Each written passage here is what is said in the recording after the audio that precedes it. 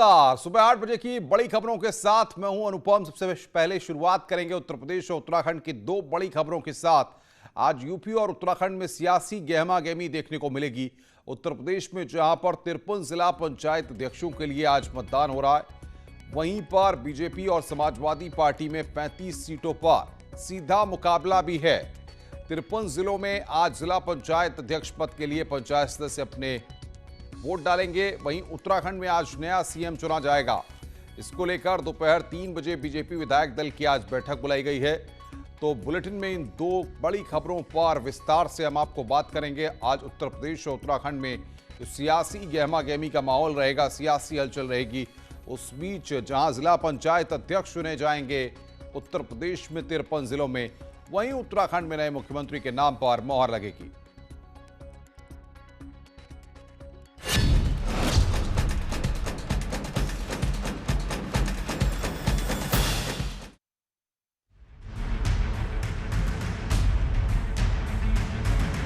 कौन होगा 53 जिलों का जिलेदार?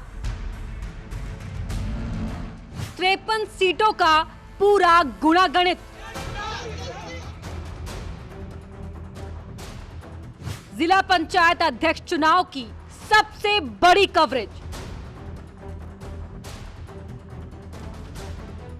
हर सीट का पूरा हिसाब किताब।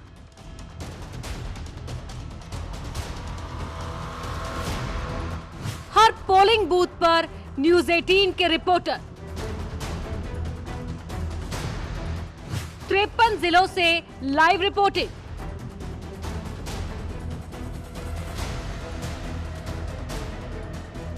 बीजेपी और एसपी में कांटे की टक्कर। आपके जिले का जिलेदार कौन होगा, ये आज आपको पता चल जाएगा। आज 53 जिलों में जिला पंचायत अध्यक्ष आपको मिलेंगे। सुरक्षा के पुख्ता इंतजाम किए गए हैं। पंचायत चुनाव में 22 जिलों में निर्विरोध चुनाव हो चुका है। उनमें से 21 जिलों में भारतीय जनता पार्टी ने कब्जा किया है, जबकि एक सीट पर समाजवादी पार्टी ने जीत दर्ज की है। तो आज बचे हुए 53 जिलों में यहां पर जिला पंचायत अध्यक्ष पद के लिए जो जिला पंचायत सदस्य हैं वो अपने वोट डालेंगे। इसके बाद जिला पंचायत अध्यक्ष पद की जो जंग है उसमें पता लगेगा कौन किसको मात देता है और कौन जीत हासिल करता है।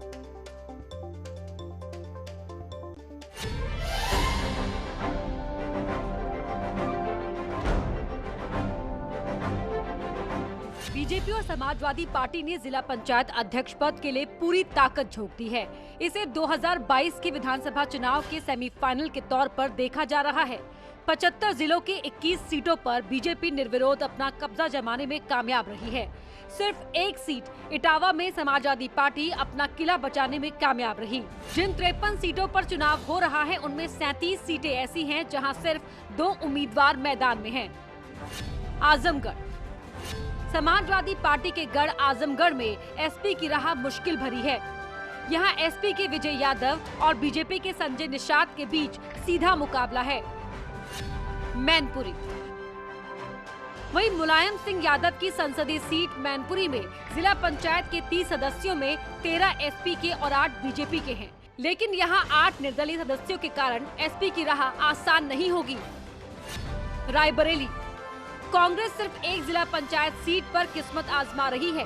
सोनिया गांधी की संसदीय सीट रायबरेली में एसपी कांग्रेस के पक्ष में वॉकओवर तक दे चुकी है, लेकिन इसके बावजूद कांग्रेस को अपनी साख बचाने के लिए बीजेपी से दो हाथ करना पड़ रहा है। कांग्रेस ने आरती सिंह को मैदान में उतारा है तो बीजेपी ने निर्दलीय चुनाव जीती रंजना चौधरी को मैदान में उतारा है। अमेठी। वहीं रायबरेली में समर्थन के बदले अमेठी में कांग्रेस ने एसपी को समर्थन दिया है, लेकिन बीजेपी यहां एसपी को जबरदस्त टक्कर दे रही है। गोरखपुर। मुख्यमंत्री योगी आदित्यनाथ के गृह जनपद गोरखपुर में बीजेपी जिला पंचायत अध्यक्ष निर्विरोध कराने में सफल रही है। यहां से बीजेपी से साधना सिंह के खिलाफ कोई भी नामांकन नहीं कर सका। बलिया। वहीं बलिया में एसपी के पूर्व मंत्री अंबिका चौधरी पर जिला पंचायत सदस्यों के अपहरण का आरोप लगा है। यहां से उनके बेटे आनंद चौधरी उम्मीदवार हैं। बीजेपी के सुप्रिया यादव से उनका मुकाबला है। प्रयागराज में भी बीजेपी और एसपी के बीच कांटे की टक्कर है। बीजेपी से पूर्व एडिशनल सीएमओ वीके सिंह मैदान में हैं, तो वहीं समाजवादी पार्टी से मालती यादव पूरे दमखम के साथ चुनाव लड़ रही हैं। ये सीट बीजेपी और एसपी दोनों के लिए साख का सवाल बन गई है। Bureau report, news 18। जिला पंचायत अध्यक्ष चुनाव में सबसे बड़ी कवरेज है। आपको बता दें 53 इलेक्शन बूथ से लगातार लाइव रिपोर्टिंग आज हम करेंगे। आप देख सकते हैं न्यूज़ 18 पर आज दिन भर।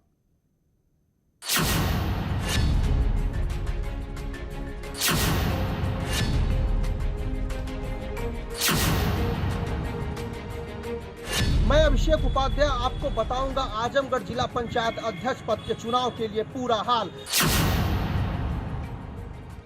मैं केवी शुक्ला अयोध्या से आपको बताऊंगा जिला पंचायत अध्यक्ष पद के चुनाव का पूरा हाल। मैं रंजीत सिंह आपको बताऊंगा अलीगढ़ के जिला पंचायत अध्यक्ष चुनाव का पूरा हाल। मैं रहमान बस्ती से बताऊंगा जिला पंचायत अध्यक्ष पद के चुनाव का पूरा हाल। मैं अमृत शुक्ला आपको बाराबंकी से बताऊंगा जिला पंचायत अध्यक्ष पद के चुनाव का पूरा हाल। मैं सूर्या वाजपेयी आपको बताऊंगा फर्रुखाबाद जनपद के जिला पंचायत का पूरा हाल। मैं हरीश शर्मा बताऊंगा बरेली के जिला पंचायत अध्यक्ष पद के चुनाव का पूरा हाल। मैं उमा शंकर भट्ट देवरिया जिला पंचायत अध्यक्ष की सीट का पूरा हाल बताऊंगा। मैं मनीष मिश्रा आपको बताऊंगा गाजीपुर से जिला पंचायत अध्यक्ष पद के चुनाव का पूरा हाल। मैं सौरभ मिश्रा कानपुर देहात जिले से आपको बताऊंगा जिला पंचायत अध्यक्ष के पद के चुनाव का पूरा हाल। मैं अमित अग्रही आपको बताऊंगा संत कबीरनगर जिले से जिला पंचायत अध्यक्ष के लिए हो रहे चुनाव का पूरा हाल। मैं मनोज शर्मा लखीमपुर खीरी से जिला पंचायत अध्यक्ष चुनाव का सुनाऊंगा पूरा हाल। मैं विशाल सक्सेना रामपुर से आपको बताऊंगा जिला पंचायत अध्यक्ष के चुनाव का पूरा हाल। मैं आलोक श्रीवास्तव सुल्तानपुर से जिला पंचायत अध्यक्ष चुनाव का बताऊंगा आपको पूरा हाल। मैं अनुज गुप्ता कल उन्नाव में जिला पंचायत अध्यक्ष चुनाव का पूरा हाल आपको बताऊंगा। तो ये हमारे तमाम संवाददाता हैं जो आज ग्राउंड जीरो पर खुद मौजूद है और पल पल की रिपोर्टिंग हम तक पहुंचाएंगे। तो ऐसे ही कुछ जगहों पर हम चलते हैं। लखनऊ से मोहम्मद शबाब हमारे साथ जुड़ रहे हैं, बागपत से शहजाद राव हमारे साथ, कन्नौज से लोकेश दुबे, उन्नाव से अनुज गुप्ता, फर्रुखाबाद से सूर्या वाजपेयी, बदायूं से सुशील हमारे साथ। सबसे पहले शबाब के पास चलते हैं। शबाब, आज के दिन की अगर बात करें, जाहिर तौर पर 2022 के दंगल से पहले आज के परिणाम काफी मायने रखते हैं। ये चुनाव काफी मायने रखता है क्योंकि यहां पर पता लगेगा कौन किस पर भारी है।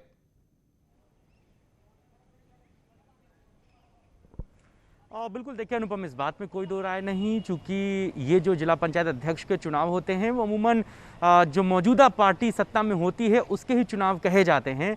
और पुराना इतिहास इस बात को बताता है, समाजवादी पार्टी की सरकार रही हो तो अधिकतर जिला पंचायत अध्यक्ष उनके थे, बहुजन समाज पार्टी की सरकार रही हो तो अधिकतर जिला पंचायत अध्यक्ष उनके थे।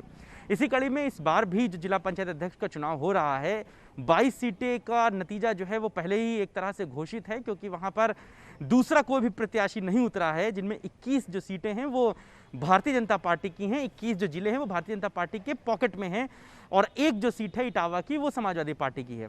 लखनऊ के कलेक्ट्रेट में हम लोग मौजूद हैं। यहाँ के डीएम कार्यालय के कमरा नंबर 19 में अब से थोड़ी देर के बाद वोटिंग शुरू होगी और बचे हुए 53 जिलों में जो है वो बाकी की जगहों पर मतदान की प्रक्रिया सुबह 11 बजे शुरू कराई जाएगी, जो दोपहर 3 बजे तक चलेगी। 3 बजे के बाद ही मतगणना शुरू हो जाएगी, जो कार्य समाप्ति तक जारी रहेगी, यानी कि नतीजे देर रात तक आ सकते हैं, इस बात की भी पूरी उम्मीद है। ज़्यादातर जिलों में 35 से 40 सदस्य हैं, कई जगहों पर 40 से ज़्यादा भी हैं, कई जगहों पर 40 से कम भी हैं, लिहाजा मतदान में भी बहुत ज़्यादा का वक्त नहीं लगेगा। जैसे अगर मैं राजधानी लखनऊ की बात करूं तो यहाँ पर महज 25 सदस्य हैं, तो 25 सदस्यों की वोटिंग होनी है, इसलिए बहुत ज़्यादा वक्त नहीं लगेगा। घंटे 2 घंटे में वोटिंग पूरी हो जाएगी, 3 बजे के बाद काउंटिंग पूरी हो जाएगी। कलेक्ट्रेट परिसर की तस्वीरें हम अपने दर्शकों को दिखा दें कि 3 लेयर में सुरक्षा है। जहाँ पर मैं खड़ा हूँ, पहला बैरिकेड ये लगा है, दूसरा बैरिकेड आप आगे देख पा रहे होंगे, तीसरा बैरिकेड उसके आगे है और उसके आगे कलेक्ट्रेट है। सभी तरीके से आने जाने वालों को रोका जा रहा है, किसी को भी अंदर नहीं जाने दिया जा रहा है। सुरक्षा जो है वो चाक चौबंद है। डीएम खुद जो है इस पूरी बात की मॉनिटरिंग कर रहे हैं, निगरानी कर रहे हैं। जो डिस्ट्रिक्ट एडमिनिस्ट्रेशन से जुड़े हुए तमाम लोग हैं, बिल्कुल बिल्कुल शबाब, लेकिन अगर 12 या 1 बजे तक ही सारे सदस्य अपनी वोटिंग कर देते हैं तो क्या काउंटिंग तभी शुरू हो जाएगी?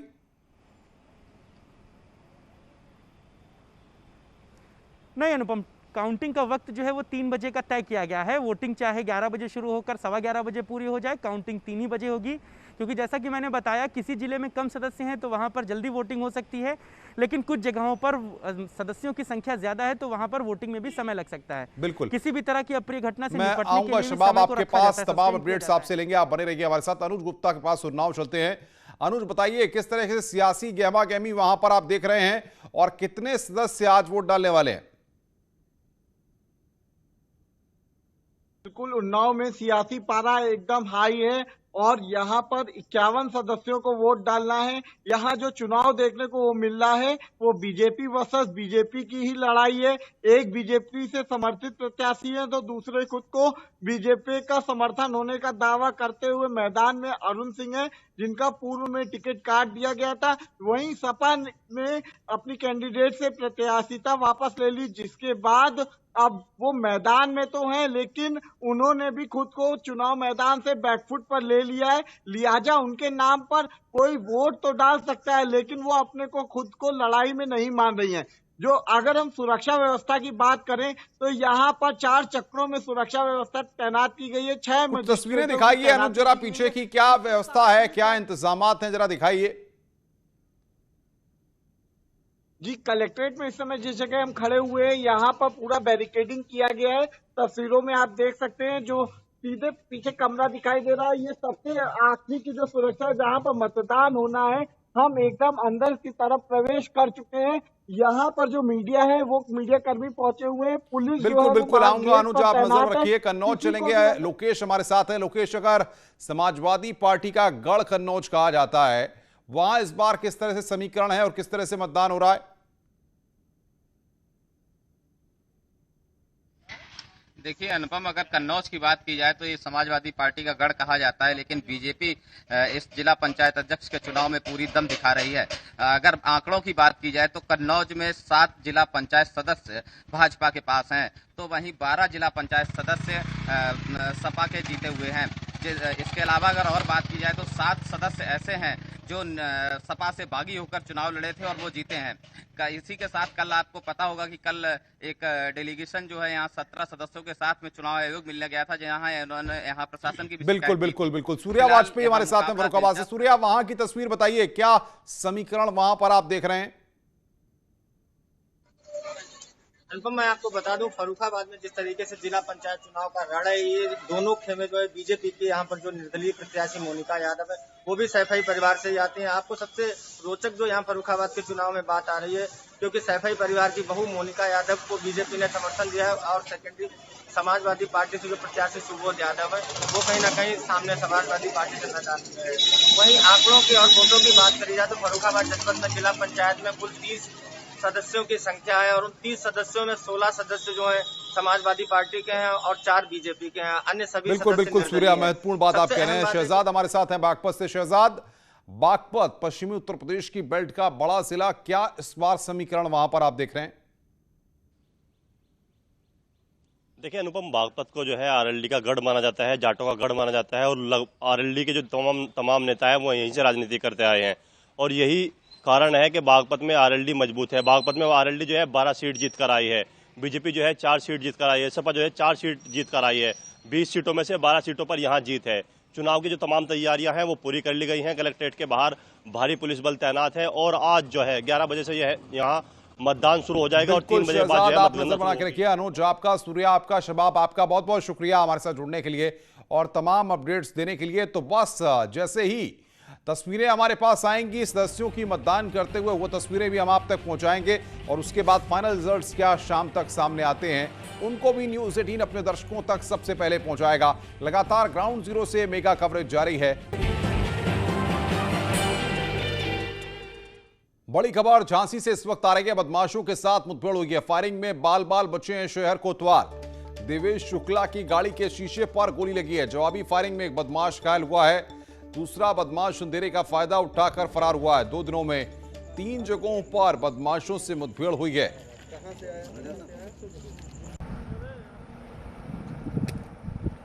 तो बड़ी खबर इस वक्त फायरिंग में बाल बाल बचे हैं शहर कोतवाल। झांसी से इस वक्त की बड़ी खबर, देवेश शुक्ला की गाड़ी के शीशे पर गोली लगी है। मुठभेड़ वहां पर बदमाशों के साथ हुई है। दूसरा बदमाश अंधेरे का फायदा उठाकर मौके से फरार हो गया। 2 दिनों में 3 जगहों पर मुठभेड़ हुई है।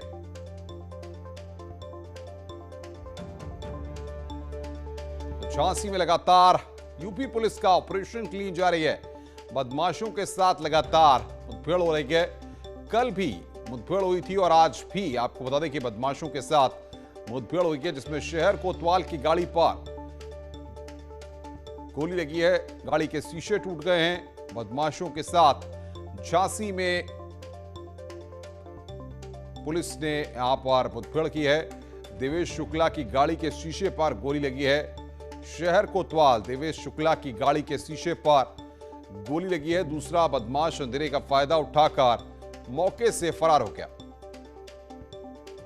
तो 2 दिनों में 3 जगहों पर झांसी में मुठभेड़ देखने को मिली है। फायरिंग में बाल बाल बचे हैं शहर कोतवाल।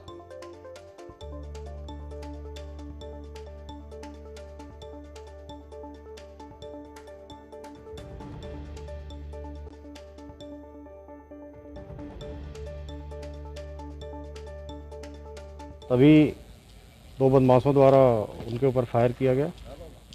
जवाबी आत्मरक्षा में पुलिस टीम की ओर से भी फायर किया गया, क्योंकि एक गोली पुलिस की गाड़ी में लगी थी।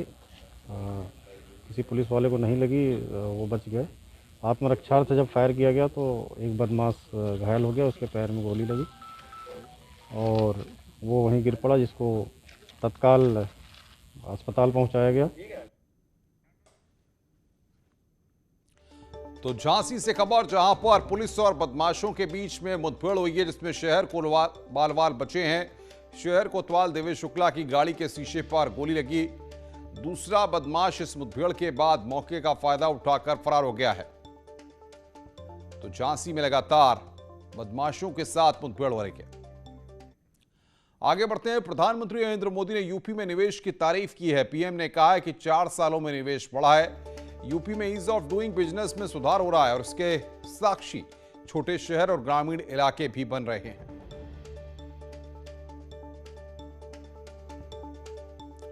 प्रधानमंत्री नरेंद्र मोदी ने अपने ट्वीट में लिखा है कि उत्तर प्रदेश ने पिछले 4 वर्षों के दौरान निवेश बढ़ाने और ईज ऑफ डूइंग बिजनेस को सुधारने में उल्लेखनीय प्रयास किए हैं। गौर करने वाली बात यहां पर यह है कि छोटे शहर और ग्रामीण इलाके भी इन उपलब्धियों के साक्षी बन रहे हैं। आगे बढ़ते हैं। उत्तर प्रदेश सरकार ने यूएपीए एक्ट के मामलों को लेकर प्राधिकरण बनाया है। यह प्राधिकरण तमाम सबूतों को परखने के बाद ही यूएपीए के तहत केस चलाने की सिफारिश करेगा। प्राधिकरण में हाई कोर्ट के एक रिटायर्ड जज, प्रमुख सचिव न्याय या रिटायर्ड प्रमुख सचिव विधायी सदस्य होंगे। फिलहाल प्राधिकरण 1 साल के लिए बनाया गया है। 1 साल तक समीक्षा के बाद ही आगे का फैसला लिया जाएगा।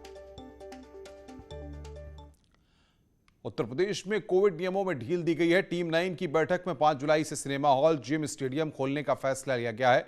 सिनेमा हॉल, जिम, स्टेडियम सभी को कोरोना नियमों के तहत खोला जाएगा। बता दें कि उत्तर प्रदेश में कोरोना का ग्राफ लगातार गिर रहा है। पिछले 24 घंटे में सिर्फ 133 मामले सामने आए हैं, लेकिन लापरवाही अब भी नहीं बरतनी है।